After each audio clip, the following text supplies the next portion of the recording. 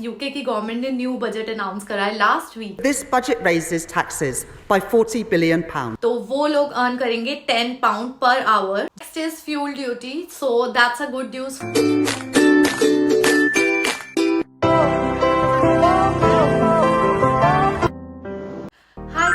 Welcome back to my blog again. How are you all? Hope आप सब बहुत ही अच्छे होंगे। And today's blog is really really informative to you all because हम discuss करने वाले हैं गाइज आज यूके बजट 2024। यस, यूके की गवर्नमेंट ने न्यू बजट अनाउंस करा है लास्ट वीक ही and I will discuss everything about that. क्या क्या प्रोज है, क्या क्या कॉन्स है और हम लोगों को क्या बेनिफिट्स हो रहे हैं, क्या लॉस हो रहा है, क्या चेंजेस आए हैं सारे बजट के अंदर, what increments and what decrements. So let's talk about that. UK का न्यू बजट आ गया है last week on 31st of October 2024 और ये बजट एप्लीकेबल होगा अप्रैल 2025 से।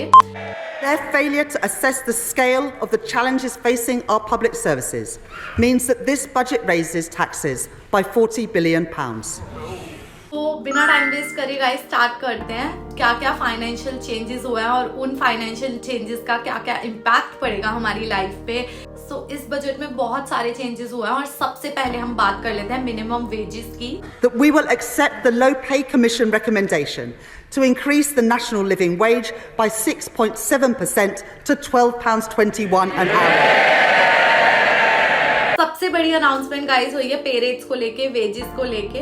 तो हम सबसे पहले वो ही डिस्कस करते हैं। जो लोग 21 इयर्स अबव है उनकी सैलरी इंक्रीमेंट हुई है 6.7%, तो वो अर्न करेंगे £12.21 पर आवर, जो कि पहले था 11.44। लोगों की एज 18 to 20 इयर्स है उनकी इंक्रीमेंट हुआ है 16.3, तो वो लोग अर्न करेंगे £10 पर आवर, जो कि पहले था £8.60 पर आवर। तो सेकेंड मेजर चेंज गाइस जो प्रिडिक्ट करा जा रहा था, जो नहीं हुआ है, रॉन्ग प्रिडिक्शन रही है हम सब लोगों की, जो था कि अगर सैलरी में हमारे इंक्रीमेंट्स हो रहे हैं तो डेफिनेटली हमारे टैक्सेस भी इंक्रीज होंगे, हमारा नेशनल इंश्योरेंस भी इंक्रीज होगा। बट ऐसा कुछ नहीं है। यूके की गवर्नमेंट ने अभी तक कोई भी टैक्सेस में इंक्रीमेंट नहीं करा है। जो हमारा एनआई था, नेशनल इंश्योरेंस, वो सेम है। तो जिनकी सैलरी 12,570 है उनको कोई टैक्स पे नहीं करना होता और यहाँ पर डिफरेंट बैंड्स है अकॉर्डिंग टू देयर सैलरी। आपको इतना टैक्स पे करना होता है, लाइक 20%, 30%, 40% एंड अबव दैट। तो वो सब सेम है। अभी कोई भी चेंजेस नहीं है। यूके की गवर्नमेंट ने टैक्स सिस्टम पे कोई भी चेंज नहीं करा है। यस, आपकी वेजेस इंक्रीमेंट हो गई हैं, सो that's a good news for everyone. तो जो नेक्स्ट मेजर चेंज आया है बजट में वो है on drinking and on smoking. जो लोग वेपिंग करते हैं और ड्रिंकिंग करते हैं उनके लिए ये बैड न्यूज है। So tax increase on vaping is £2.20 per 10 ml.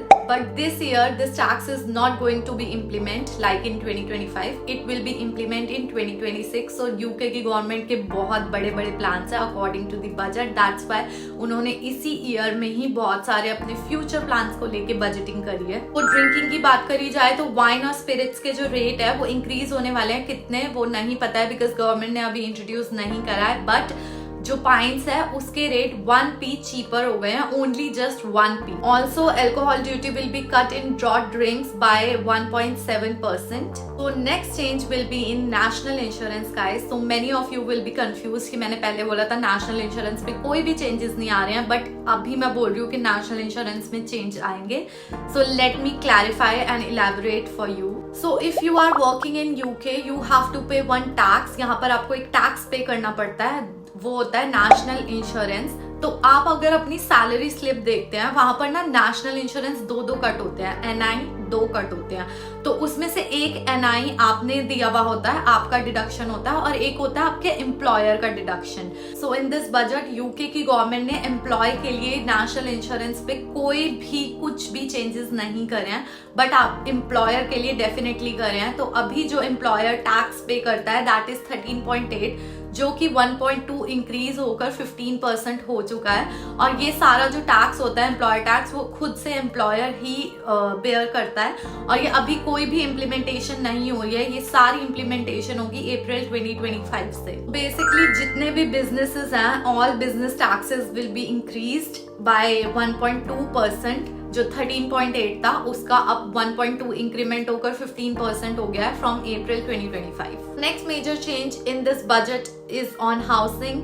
So 5 billion will be given for housing with an extra 500 million boost for existing home programs. तो यहाँ पर home programs चल रहे हैं, बहुत सारे new घर build up हो रहे हैं, बहुत सारी new home schemes आ रही हैं, तो उस पर बहुत ज़्यादा अच्छे से इन्वेस्टमेंट करेगी अब government. Next is fuel duty. So that's a good news for all of us because there is no change in fuel duty.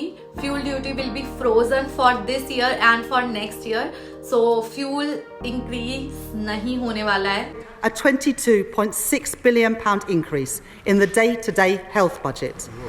So next change in this budget is on NHS appointment. Day-to-day NHS budget will be increased by 22.6% billion pounds, and this will facilitate 40,000 plus extra hospital appointments and procedures every week. So basically government बोल रही है कि जो हमें appointments मिल रही थी 2, 3, 4 महीने बाद, वो अब हमें जल्दी मिला करेगी और जल्दी डिस्चार्जेस होंगे, जल्द और अच्छी अच्छी फैसिलिटीज आएंगी. So that's really good and amazing news for all of us. Lot of changes are there in this budget that will be implemented in 2025 April, and this is the major change. The topics that I have covered, these are the major things that will be impacted on our life. I have covered the major changes. जो major change हुआ है वो मैंने describe कर दिया है. बाकी के चेंजेस हुआ है वो मैं अपने डिस्क्रिप्शन बॉक्स में नीचे मेंशन कर दूंगी. So please do read out and hope you like this video. Hope this video helps for you and let you know about the budget of this year. So see you in my next vlog guys. Bye, take care.